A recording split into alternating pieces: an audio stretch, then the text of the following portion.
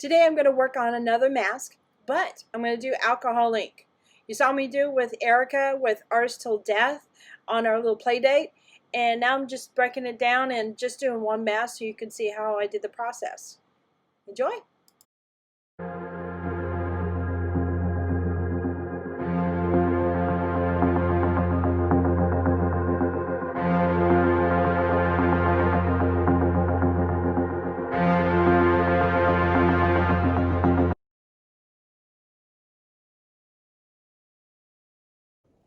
Howdy, howdy, this is Clara Lawrence. So I want to talk you through a little bit of this in the beginning. I've got this on one of my cookie sheets just to make it a little easier for me to clean up. And what I did is I laid some paper towels underneath just to catch any kind of overflow. And then a parchment paper, but because of the sides, it'll kind of curve like this. When you're doing alcohol ink on a three-dimensional project, I'm going to end up with a pretty good little puddle.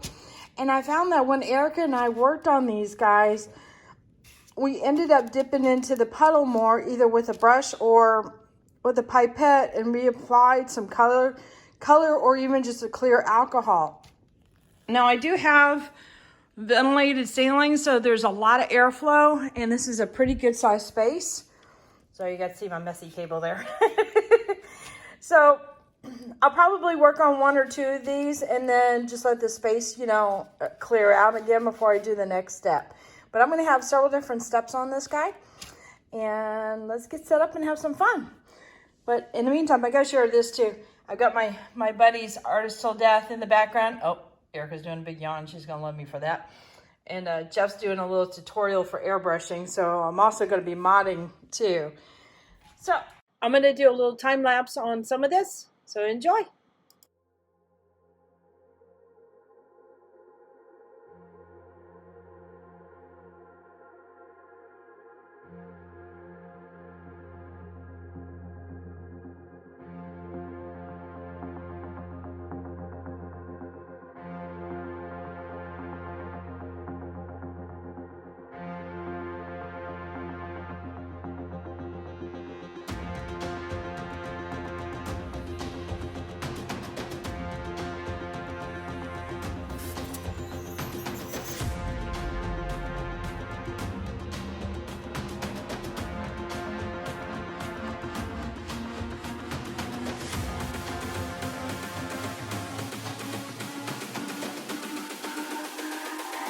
It's all about humanity.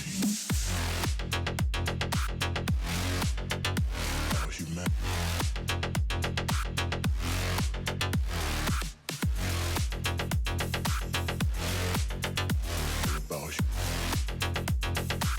It's all about humanity.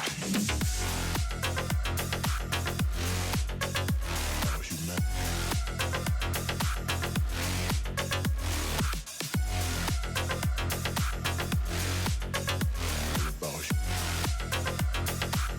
It's all about humanity.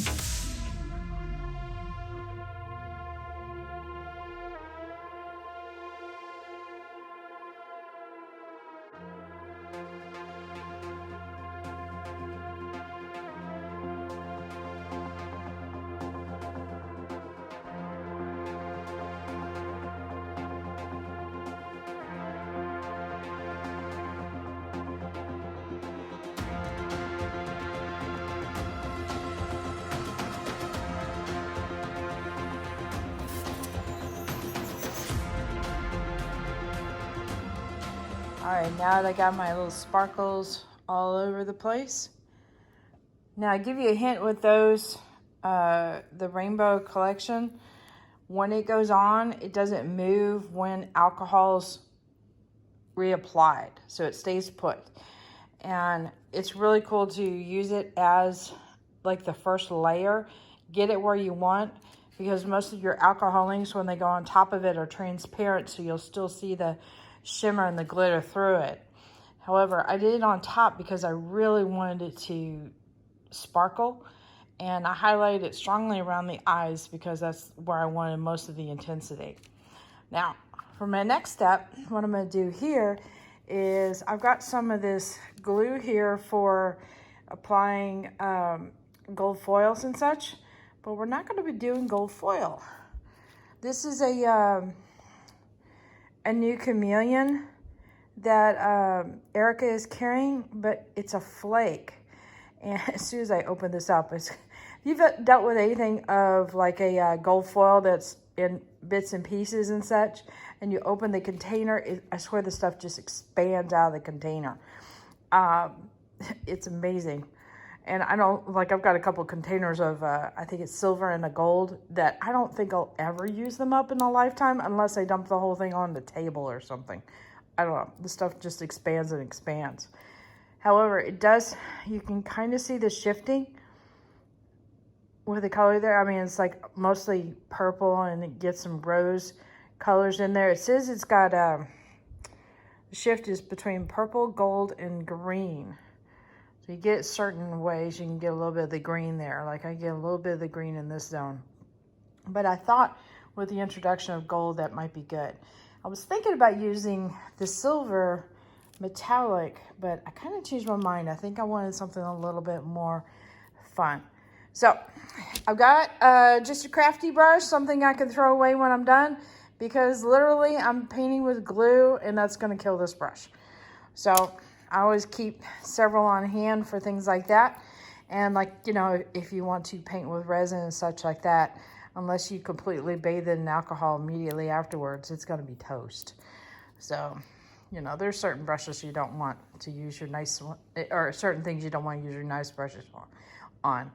Okay, so let me get on to painting with the glue, and then we'll get on to the bling bling step. Okay. So Erica and Jeff are all done with their video, and I can talk now. Yay. So I'm just kind of priming my brush a little bit with some of this glue, and what that does is it just gets it all into the bristles. Can you even see what I'm doing? Just barely. I'm at the top of the screen. And what I have done here is I left a little bit of a lip here, and that just gets it so that when I dip it in, I can also wipe it on the side there. And it'll just build up and build up, but you know, it doesn't get too far. And if you're ever tired of it, you just rip it off. But sometimes I'll do that with things I don't want to remain on the brush. You know, and it's important to wipe it off. So let's see. What to do. I think I liked this when we did this with dots. It just seemed really, really pretty. So I'm going to do similar.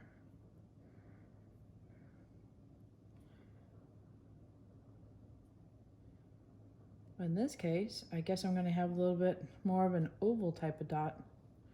And that's okay too.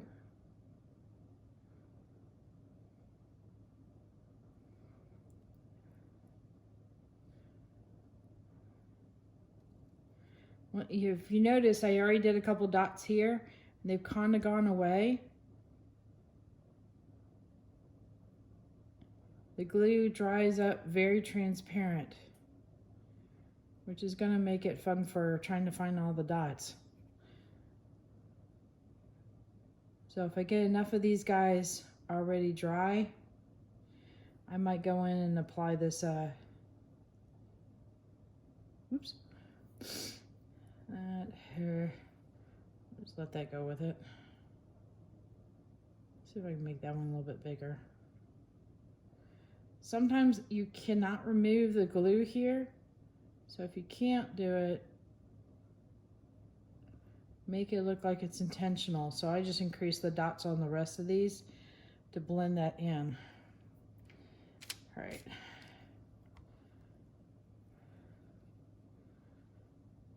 All right, I'm gonna put a pause on this for a second. All right, let's see if I can do this here. So this stuff, you can see how light and flaky it is. Actually, I might just sprinkle it on top right now.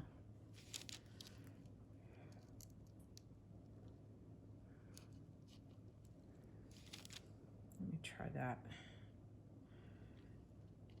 And then what I'm gonna do is just tap it with my finger in the areas. One of those dots was still showing white, but I had quite a bit of glue on there. Shoot, just leaving it like that is really pretty too.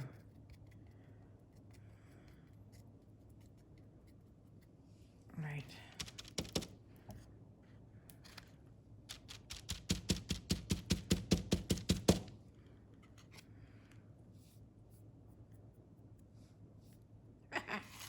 All right.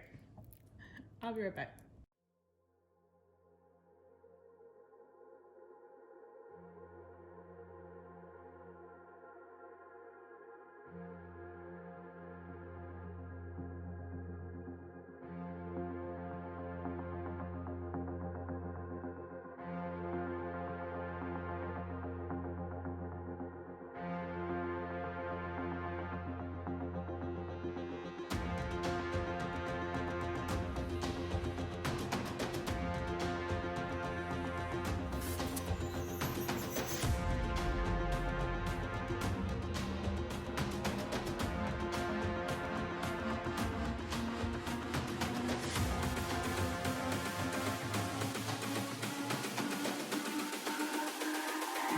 It's all about humanity. About humanity.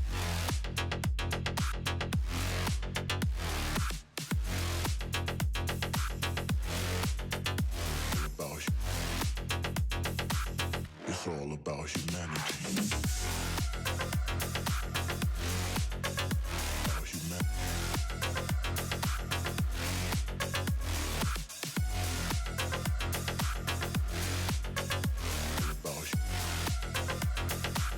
It's all about humanity.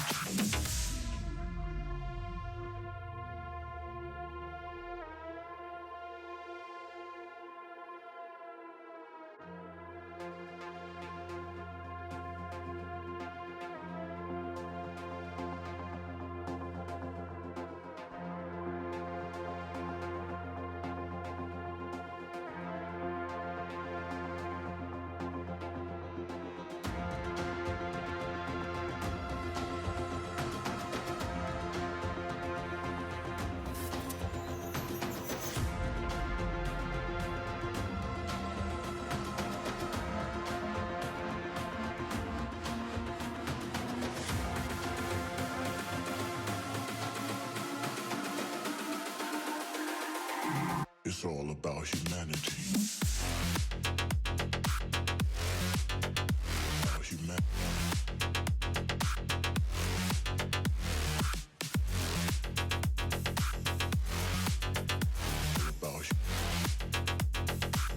It's all about humanity. About humanity.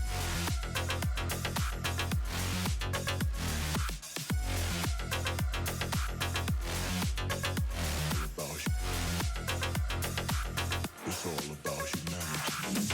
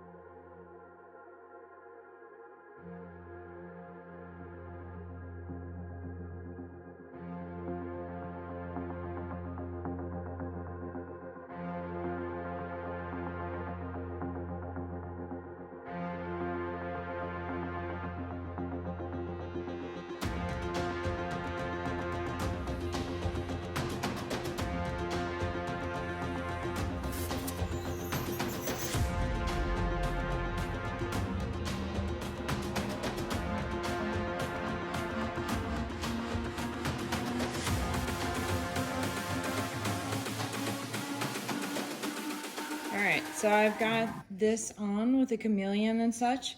I wasn't looking for precision. I wanted something that had the look of it, meaning the shifting and some play with the light and such. So I was more focused with that than I was precision of line work and such. I kind of like the brushy stroke, but that's me. And so now I got to clean up my area because I want to paint the back to give it a little bit more of a uniform look to it. And then I'm going to spray everything because I'm going to do a resin coat on this next. Oh, and just to let you know, I scooped up as much as I could from the flakes and I've got it in a paper cup ready for the next time I mix up resin for a project. So I'm trying not to waste any of this. I shouldn't say any of it, as much as I can possibly not waste. So, all right, so I got my acrylic paints out, and this is a Lumiere. It's a paint by Jacquard, and they come off a little bit on the pearlescent type of side. But these were, ironically, these were some of the acrylic paints that I would use to color my resin when I first started. But I will have a tendency to blob some, yes, I said blob, on a paper plate if I'm going to go and work on kind of blending. But, you know, basically I'm covering the inside of this just so it looks a little bit nicer. Because right now it looks kind of like, you know, it's a mess. So the reason why I put paints on a plate or a palette is because you might be dipping into one color and then change it out and dip it into another color. And that way your bottle always stays pure, meaning the color that you originally intended on purchasing. You don't mess with that too much. So, and that's where the terminology of a dirty pour came from, is because your colors got contaminated by another color. Now I'm gonna have to be careful of that going through on the other side where the hole is. There we go. All right.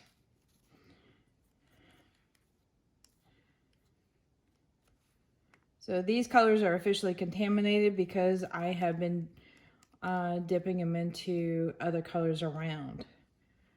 But my jar is still nice and safe. So I'm just making some pretty blends on the back. Nothing real specific, just playing with the colors. I clearly put down way too much paint. I might use this paint to paint some other ones that I have that are already done.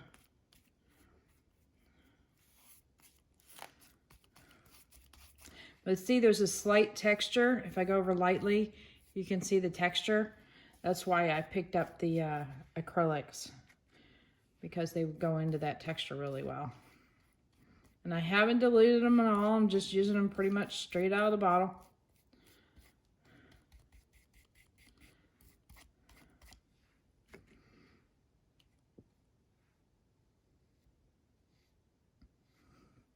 And I usually try, when I'm doing a shape of some sort, to flick off the edge this direction, not go from here to here, because then you'll end up with a bead of paint that will ultimately run onto your other side.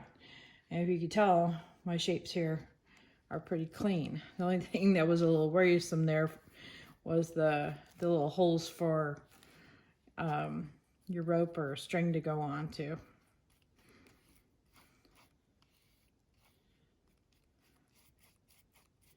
I'm just kind of blending one color into the next.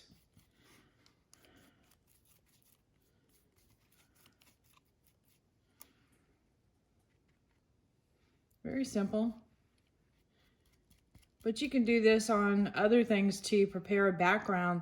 Like if you're going to do a resin pour and you wanted to have a nice blend into the background, do up some areas of color. Like say I've got this particular color here, I have the green here, and you work in the blue into this zone really well, and then just gradually kind of go and mix the two colors together. And I mean, imagine doing a pour on top of that as your base. You could have some really pretty paintings that way. Let's see.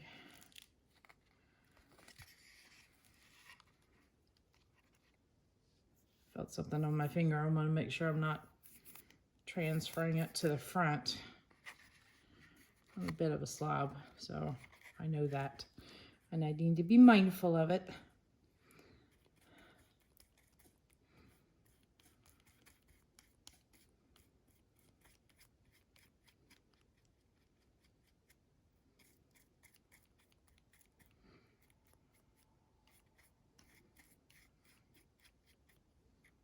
Oops, I just got my finger there that was hiding in the area where the eye opening was.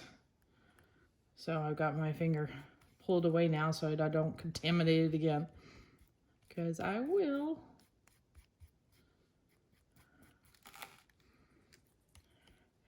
And acrylics go on. This is, I would guess, would be more of a heavy bodied acrylic, meaning it's not super thin. It's actually taken some brush work to get it in there. But you can thin out these acrylics if you wanted to give more of a watercolor consistency. Now, you would have to do several coats to get some coverage. But you could do that if you wanted to.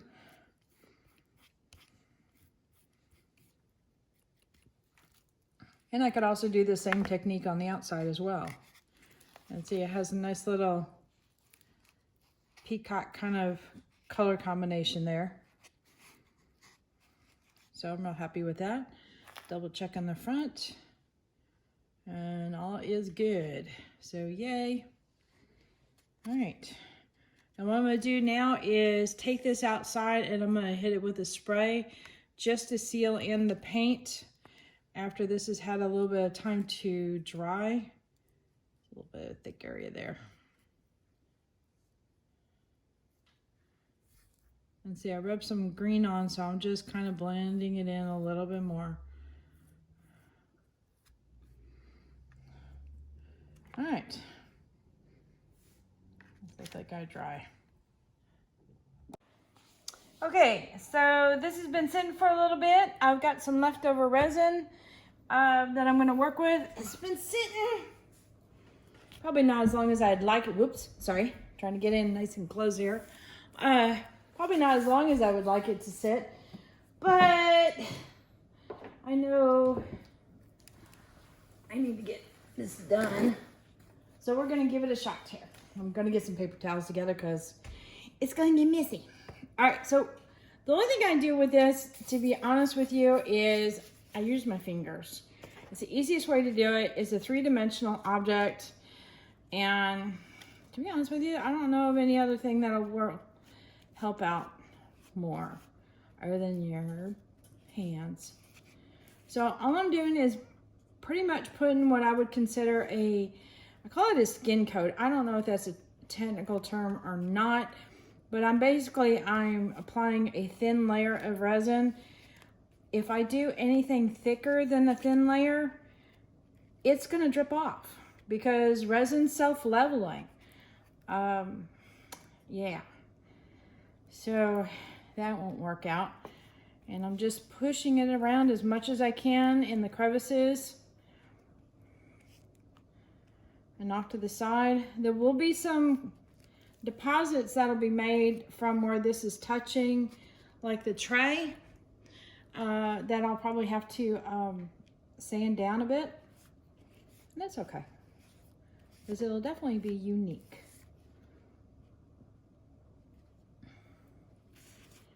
All right.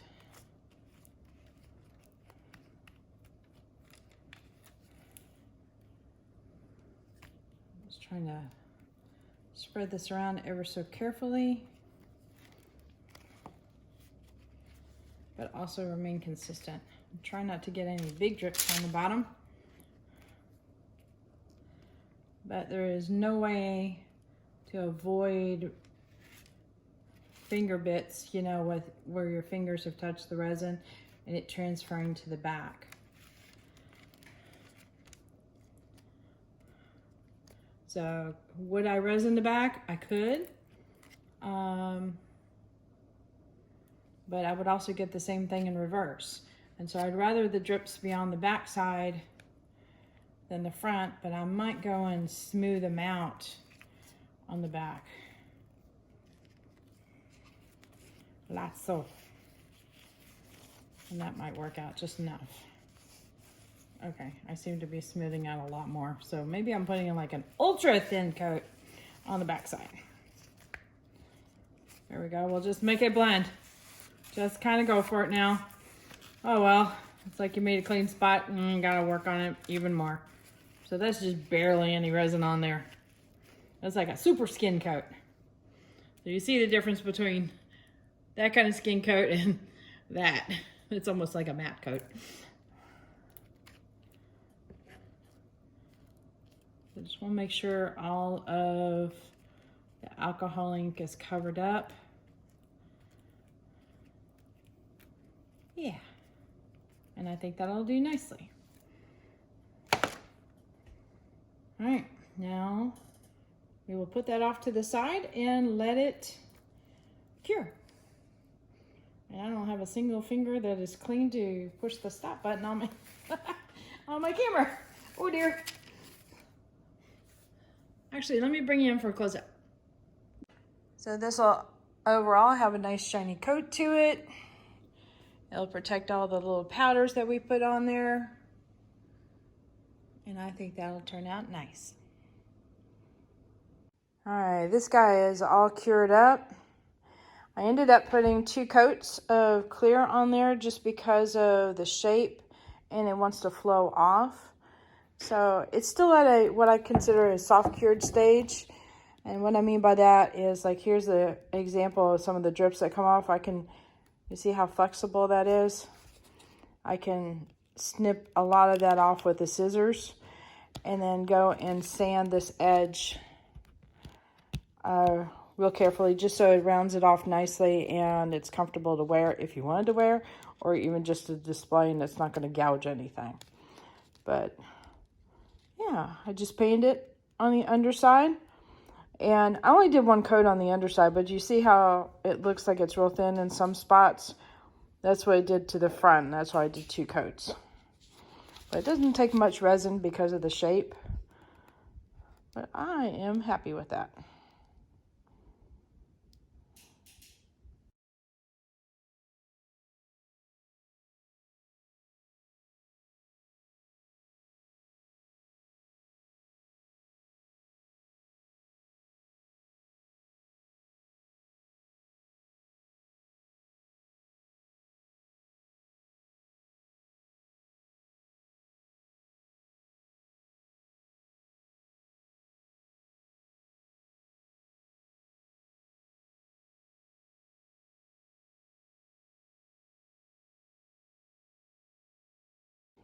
All right, hit that like button, hit the subscribe button, but definitely hit the bell to get notified next time I put a video up. Check the links in the description below for any supplies I use that you might be interested in, as well as my Etsy store, because there's a lot of stuff going up there because of Christmas. And any of the colors I use, I get those from Artist Till Death.